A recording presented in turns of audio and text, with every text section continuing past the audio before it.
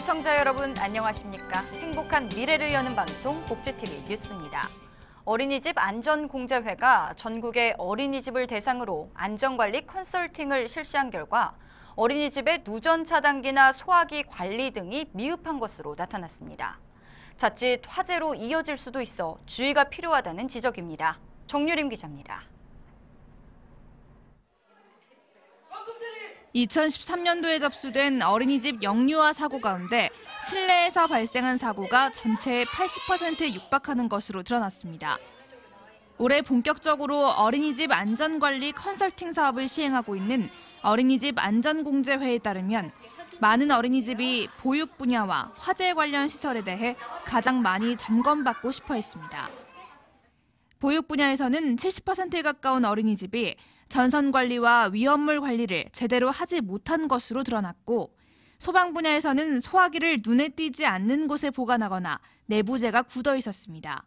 커튼이나 벽지의 방염 처리가 미흡한 곳도 많았습니다. 아울러 점검을 신청한 어린이집 중 40~50%가량이 가스 배관의 도색이 벗겨지거나 누전 차단기에서 미세한 전류가 흐르는 등의 사항에서 개선하라는 지적을 받았습니다. 어린이집 영유아 안전사고의 원인은 아이들의 부주의로 생기는 게 대부분이긴 하지만 노후시설물이나 안전시설이 미흡해 발생하는 사고도 있어 전문적인 교육이 시급한 상황이라는 해석이 가능한 대목입니다. 이에 복지부 소관인 안전공제회는 향후 컨설팅 결과를 바탕으로 어린이집 안전관리를 위한 제도 개선 정책 건의 등을 통해 어린이집 내 안전관리의 정착과 안전사고 예방에 기여한다는 계획입니다. 복지TV 뉴스 정유림입니다. 서울역 앞을 지날 때면 마주치게 되는 장면이 있습니다. 노숙인인데요. 주변 상인들은 물론 일부 시민들도 피해를 호소하고 있지만 그 수가 좀처럼 줄지 않고 있습니다. 경찰이 이를 해결하기 위해 나섰는데요. 박정인 기자입니다. 해가 지고 깊은 밤 335 술판이 벌어졌습니다. 이미 만취한 상태로 몸도 가누기 힘든 상황.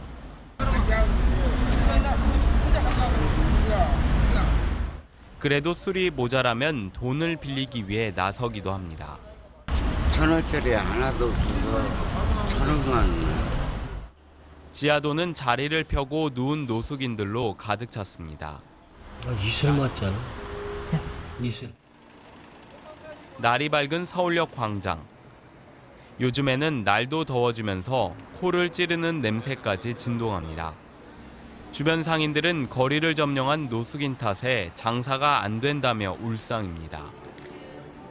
손님이 들어오려고 그러면은 담배 하나 달라, 돈 달라. 그러면 여기 올골목이 아니구나. 도로 올라가요. 서울역 도로 올라간다고. 한 20명, 10명이 앉아서 우통 받고 막 두들기 싸매고 난리치고 뭐치고 그러면 아이고 형 무서워서 못 있겠다고. 단속만이 능사가 아니라고 판단한 경찰이 측면 지원에 나서기로 했습니다. 노숙인 신원을 확인해 가족 찾기를 도와주고 재기를 위한 취업 알선과 알코올 중독 치료 등을 연계해주기로 한 겁니다. 경찰뿐만이 아니라 유관기관이 모두 참여하는 이 협의회를 통해서 노숙인의 자활이라든지 그런 인권을 보호하면서도 그 공공시설에서의 무질서 상황을 정리해서 공공시설이 시민의 품으로 돌아가도록. 경찰은 노숙인의 자활을 위해 전담 경찰관제도 운영할 계획입니다. 복지TV 뉴스 박정인입니다. 한국의 노동자 7명 중 1명은 최저임금 또는 이에 못 미치는 돈을 받고 일하는 것으로 나타났습니다. 경제협력개발기구 OECD의 고용전망 2015 보고서는 회원국 20개국을 대상으로 조사한 결과 최저임금 또는 그 이하 소득의 노동자 비율은 평균 5.5%로 조사됐다고 밝혔습니다. 이에 반해 한국은 최저임금 또는 그 이하 노동자 비율이 14.7%로 조사 대상 회원국 중 가장 높았으며 이는 주요 20개국 평균의 2.7배, 일본의 7배에 달하는 수준으로 나타났습니다. 일과가 시작되기 전 이른 아침 시간에 원생들을 돌보는 아침 돌봄을 시행 중인 유치원이 전체의 20%에 그치는 것으로 조사됐습니다.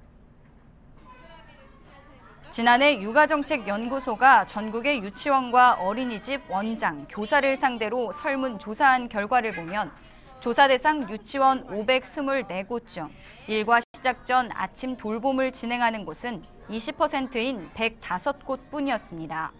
또 유치원의 평균 기본 일과 시작 시간은 8시 45분으로 어린이집의 7시 42분보다 1시간 3분 늦었습니다. 이처럼 아침 돌봄을 진행하는 유치원이 적고 기본 일과 시작 시간이 늦어 맞벌이 부부가 아침 돌봄을 시행하는 유치원을 못 찾을 경우 아이를 등원시키는데 어려움을 겪는 것으로 나타났습니다. 서울 동자동 쪽방촌에 시원한 나눔 행사가 열렸습니다. 대한노인회가 지역의 어르신들과 주민들을 위해 수박을 전달했는데요. 이솔립 기자입니다.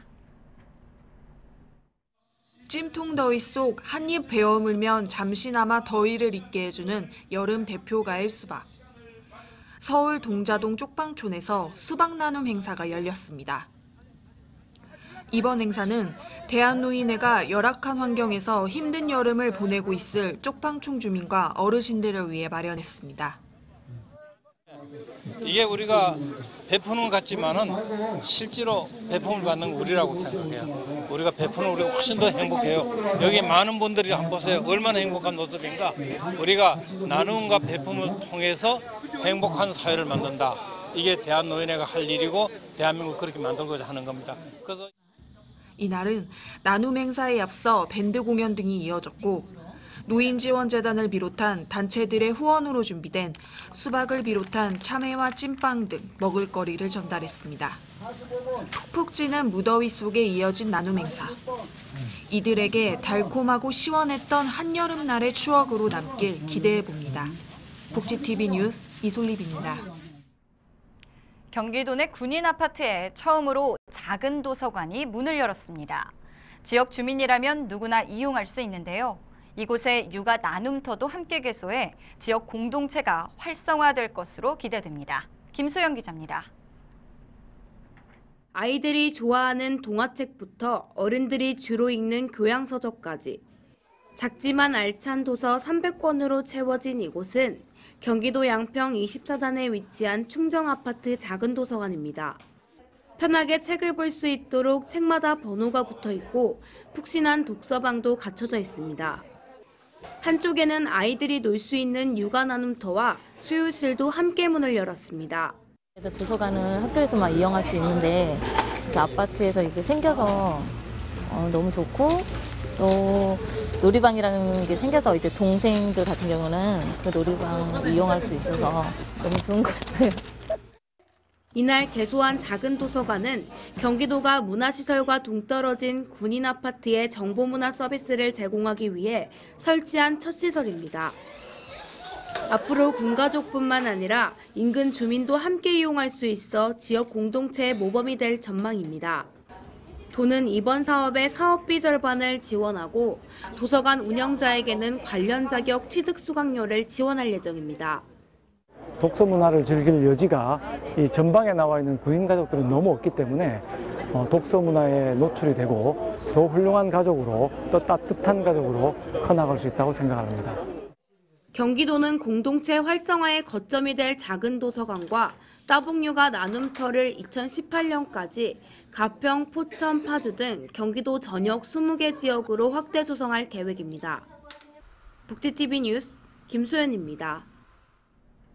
서울의 한 민간 의료 봉사단체가 의료시설이 부족한 지역을 찾아 의료 봉사활동을 펼쳤습니다. 지난달 31일과 지난 1일 이틀간 이어진 의료봉사는 외과 전문의 진료를 비롯해 흉부 엑스레이 촬영 등의 건강검진과 처방, 약 등을 제공했습니다.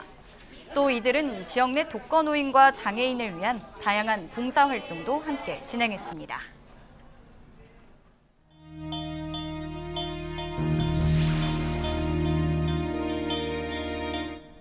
이어서 간추린 뉴스를 전해드립니다. 보건복지부는 저소득층의 자산 형성을 통한 자립을 지원하는 희망 키움 통장과 내일 키움 통장 사업의 신규 대상자를 오는 14일까지 모집합니다.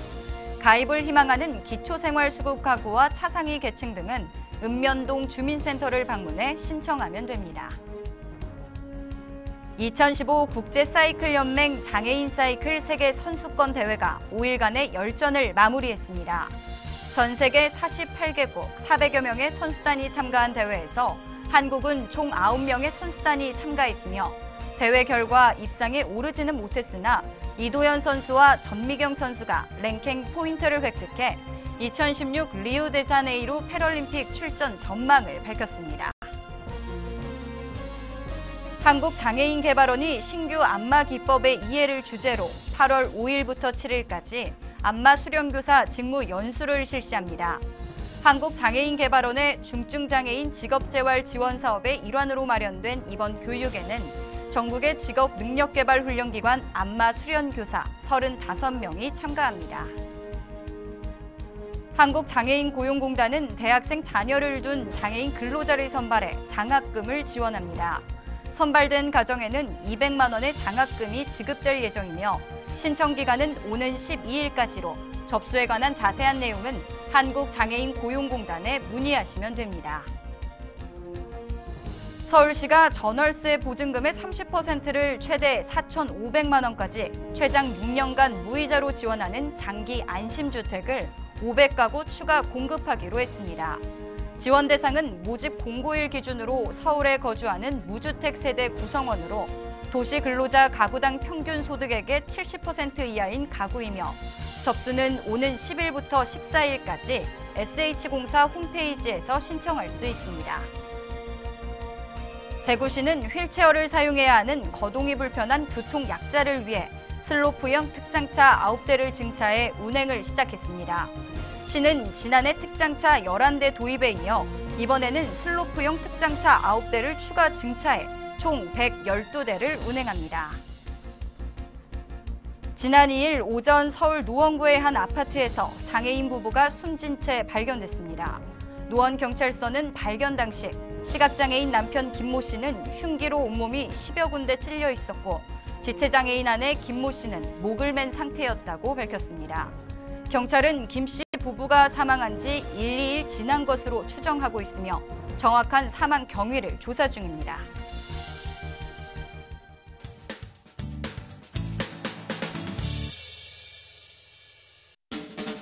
한 주간의 사회복지 행사를 한눈에 알려드리는 시간 복지 게시판입니다. 나눔 경영을 통해 사회 공헌에 앞장서는 캐논에서는 나눔 사랑 나누기 캠페인을 실시합니다. 나눔 사랑 나누기는 장애인 고용기업, 장애인 관련 단체의 행복한 사연을 선정해 레이저 복합기를 증정하는 캠페인입니다.